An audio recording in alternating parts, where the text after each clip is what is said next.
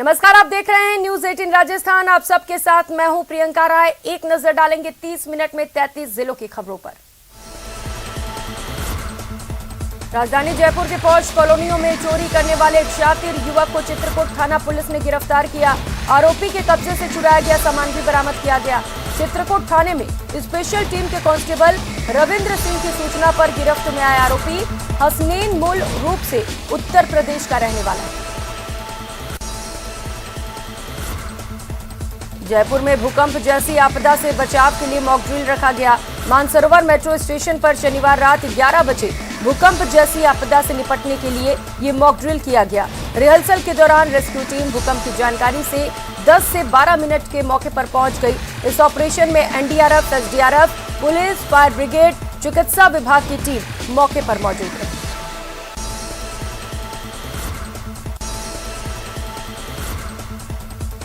जयपुर में पूर्व मुख्यमंत्री वसुंधरा राजे खोले के हनुमान मंदिर पहुंची, जहां भाजपा कार्यकर्ताओं द्वारा मुख्य द्वार पर उनका स्वागत किया गया।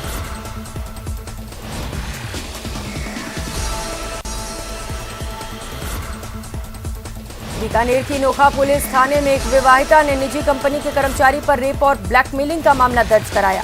आरोपी ने पीड़िता को ब्लैकमेल कर 3,20,000 रुपए भी ले लिए। पुलिस के मुताबिक आरोपी ने पीड़िता के उसके बर्थडे पार्टी के बहाने बुलाया और नशीली ड्रिंक्स पिलाकर उसके साथ रेप किया। यही नहीं, उसने अश्लील वीडियो भी तैयार कर लिया। विवाहिता ने कल मुकदमा दर्ज कराया कि मैं 2019 में नोखा में कोई प्राइवेट कंपनी है उसमें काम करती थी। तो मेरे साथ ही प्रीतम सिंह नाम का हरियाणा का लड़का काम करता था, जिसने मेरे से बातचीत शुरू कर दी। फिर मुझे अपने घर ले गया और मेरे साथ में बलात्कार किया। फिर मेरे फोटो वगैरह खींच लिए, मुझे ब्लैकमेल करके मेरे पैसे ऐंठ किए, जिसमें हमने प्रकरण दर्ज करके तफ्तीश शुरू की है। राज्य सरकार और राजस्थान पुलिस ने नई पहल करते हुए सुरक्षा सखी नाम से कार्यक्रम का आयोजन किया। जो महिलाएं और युवतियां आत्मरक्षा और सुरक्षा संबंधित मुद्दों के प्रति झिझकती हैं, उन्हें जागरूक करने के उद्देश्य से सुरक्षा सखियों को ब्लॉक स्तरीय प्रशिक्षण दिया जा रहा है। बीकानेर के खाजूवाला में ब्लॉक स्तरीय प्रशिक्षण शिविर का आयोजन किया गया।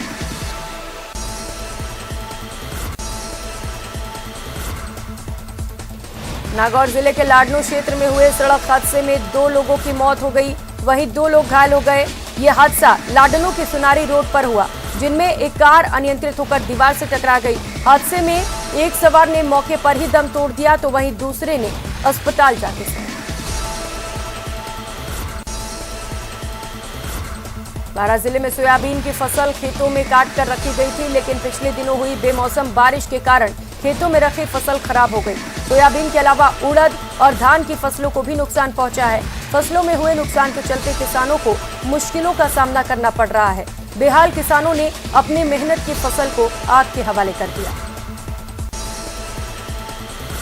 बारां जिले के सदर थाना पुलिस ने 4 साल से पैरोल से फरार चल रहे बंदी को कोटा से गिरफ्तार किया। आरोपी मर्डर के मामले में सेंट्रल जेल कोटा में सजा काट रहा था। वो साल 2018 में पैरोल पर बाहर आया था और फरार हो गया।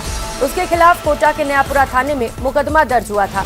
आरोपी के खिलाफ बारां जिले के सदर थाना में भी 11 प्रकरण दर्ज हैं, जिनमें पुलिस को आरोपी की तलाश थी। पाली में रविवार को बांगड़ स्टेडियम में सेना में अग्निवीर के बारे में युवाओं को बढ़ावा देने और प्रोत्साहित करने के उद्देश्य से एक दौड़ का आयोजन किया गया। इस दौड़ में पाली समेत आसपास के जिलों के 600 से अधिक युवाओं ने हिस्सा लिया। कार्यक्रम में मुख्य अतिथि के तौर पर विधायक ज्ञानचंद पारख, सभापति रेखा राकेश भाटी और पूर्व सभापति महेंद्र बोहरा मौजूद रहे। आयोजक प्रेम सिंह ने बताया कि प्रधानमंत्री नरेंद्र मोदी की योजना अग्निवीर के बारे में युवाओं को सही जानकारी देकर प्रचार प्रसार करने का उद्देश्य है।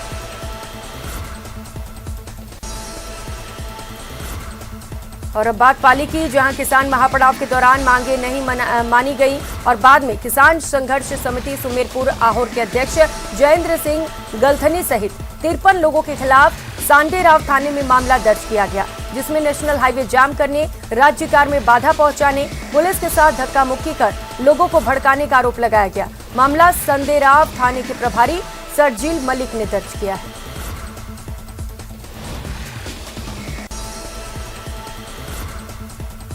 दीपावली के त्योहार से पहले राज्य सरकार की दोहरी नीति सामने आई है। एक तरफ सूबे की सरकार राज्य कर्मचारियों को बोनस देकर दीपावली का तोहफा दे रही है, तो वहीं दूसरी तरफ रोडवेज के कर्मचारियों को पिछले 2 महीने से वेतन का भुगतान नहीं हुआ। जैसलमेर रोडवेज डिपो में कार्यरत कर्मचारियों को पिछले 2 माह से वेतन के लाले पड़े। कोटा में 200 करोड़ के महाठगी मामले में अपेक्षा ग्रुप महाठगी प्रकरण में एकमात्र 10,000 का इनामी आरोपी को पकड़ना पुलिस के लिए चुनौती बना हुआ है। मुख्य आरोपियों में से एक और एकमात्र 10,000 का इनामी आरोपी सीएमडी हरिओम सुमन का फिलहाल कोई सुराग हाथ नहीं लग सका। अपेक्षा ग्रुप के इस प्रकरण में हरिओम सुमन है, एक मुख्य अभियुक्त है जो फरार चल रहा है। उसकी गिरफ्तारी के लिए श्रीमान महानिरीक्षक पुलिस रेंज कोटा द्वारा 10,000 रुपये का इनाम घोषित है। उसकी तलाश के लिए टीमें रवाना की हुई हैं और उसकी तलाश के हर संभव प्रयास जारी हैं। जो अपेक्षा ग्रुप में जो जमीनों से संबंधित खरीद फरोख्त इनके द्वारा की गई है, उस खरीद फरोख्त करने वाले जो डायरेक्टर थे उनमें उसकी मुख्य भूमिका थी और वो ही ज़मीन से संबंधित सौदे खरीदना और उसमें प्लानिंग काटना, उस तरह उसके दस्तावेज तैयार करना, उसमें उसकी महत्वपूर्ण भूमिका। कोटा के देई थाना इलाके में एक तेज रफ्तार बोलेरो ने मोटरसाइकिल को टक्कर मार दी। इस हादसे में बाइक सवार युवक की मौत हो गई। मृतक महावीर प्रजापत गांव कोटडी घाट का बराना का निवासी था। तो वहीं मामले में हादसे में उसका एक साथी सत्यनारायण मीणा भी गंभीर रूप से घायल हुआ है, जिसका उपचार निजी अस्पताल में चल रहा है। दीपावली से पहले माउंट आबू में हर वर्ष की तरह इस वर्ष भी मातृ शक्ति का पूजन भव्य आयोजन किया गया, जिसमें देश से हजारों की संख्या में माता पिता एकत्रित हुए, जिनका बच्चों ने पूजन किया, अपने माता पिता के प्रति कटिबद्ध होने का संकल्प लिया और जिस प्रकार से भाव विभोर होकर बच्चे अपने माता पिता का पूजन कर रहे थे, उनकी माताएं और पिता अपने बच्चे के संस्कृति से प्रशंसा की और सराहना की। भारत की पुरानी संस्कृति को जीवित रखने के लिए अपने बच्चों को भारतीय संस्कार सिखाए जाते हैं कि माता पिता की कैसे पूजा करनी है, उनको एकदम संस्कृति, बच्चों को जो आजकल एकदम आउट होते जा रहे हैं बच्चे, उनको अपनी संस्कृति से जोड़ने के लिए माता शक्ति का पूजन किया जाता है। इससे माता का पूजन करते हैं बच्चे और अपने पेरेंट्स का लालन पालन करने के लिए हमेशा तत्पर रहते हैं। चूरू जिले में पुलिस और आमजन में बेहतर संवाद तथा कम्युनिटी पुलिसिंग को बेहतर बनाने के लिए पुलिस और संप्रीति संस्थान की ओर से आयोजित पुलिस पब्लिक लीग का समारोह पूर्वक समापन हुआ। पीपीएल 2022 के शूटिंग वॉलीबॉल मैच के फाइनल में रतन नगर थाना और सरदार शहर के बीच मुकाबला हुआ, जिसमें रतन नगर पुलिस थाना टीम चैंपियन रही। मैं मानता हूँ कि खेल की जीत थी, खिलाड़ियों में एक हौसला था और पुलिस और पब्लिक के बीच में दूरी ना हो, ये मैसेज गया इससे। बहुत से ये टूर्नामेंट मैसेज छोड़ा इस टूर्नामेंट ने। युवाओं को जो नशे की लत है उनसे दूर रहना, मोबाइल से दूर रहना।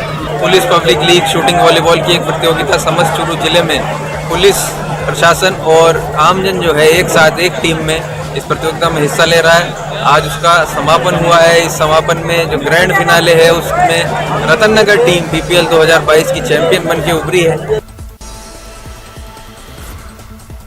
वहीं चूरू जिले के राजगढ़ तहसील के गांव खेरू में मां की पिटाई से नाराज होकर 16 साल की बेटी ने कीटनाशक पी लिया। गंभीर हालत में उसे राजकीय भर्तिया जिला अस्पताल के आपातकालीन वार्ड लाया गया, जहां पर प्राथमिक इलाज के बाद उसे हायर सेंटर रेफर किया गया।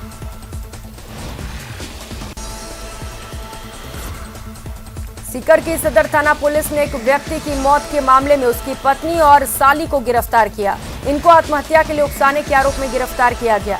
पुलिस के मुताबिक परडोली गांव के मोतीराम की मौत हुई थी। इस मामले में उसके परिजनों ने हत्या का मामला दर्ज कराया था। मामले में उसकी पत्नी और साली को आत्महत्या के लिए उकसाने के आरोप लगे हैं।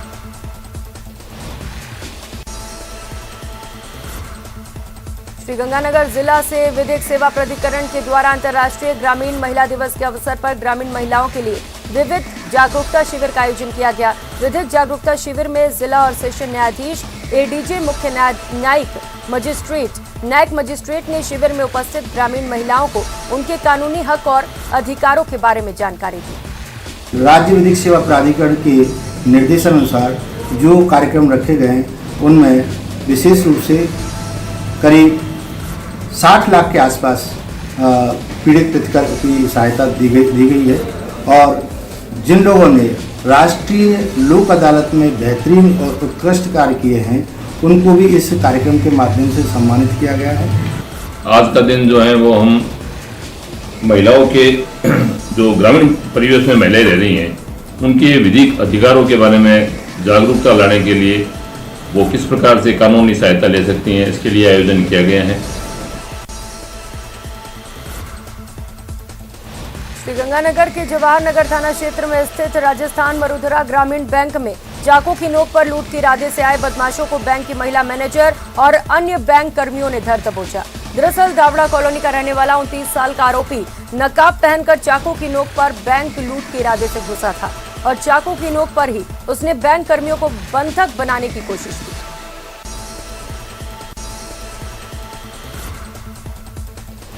दौसा में कृषि विपणन मंत्री मुरारी लाल मीणा ने आज संभाग स्तरीय खेलकूद प्रतियोगिता का शुभारंभ किया। प्रतियोगिता में कस्तूरबा गांधी आवासीय विद्यालय की बालिकाओं ने हिस्सा लिया। इस प्रतियोगिता में जयपुर, अलवर और दौसा जिले की टीमें हिस्सा लेने के लिए पहुंची। इस दौरान प्रतियोगिता का शुभारंभ मंत्री मुरारी लाल मीणा ने ध्वज चढ़ाकर किया। इस अवसर पर खिलाड़ियों ने मार्च पास्ट किया और इस दौरान अतिथियों ने सलामी ली। 2 साल तक कोरोना काल के अंदर अधिकतर जो बच्चों की प्रतियोगिता बंद रही थी।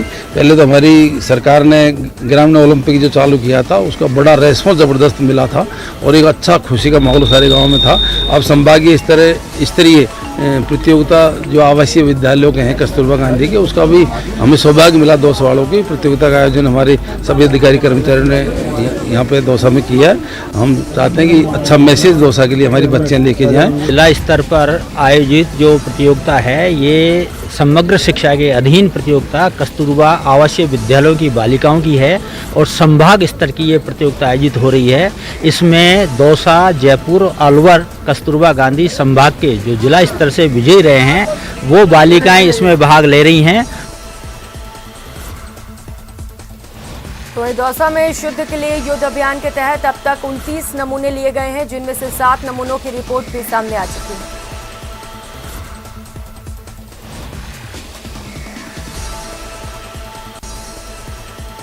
और फिलहाल यहाँ वक्त चला एक छोटी सी ब्रेक का, लौटेंगे फौरन।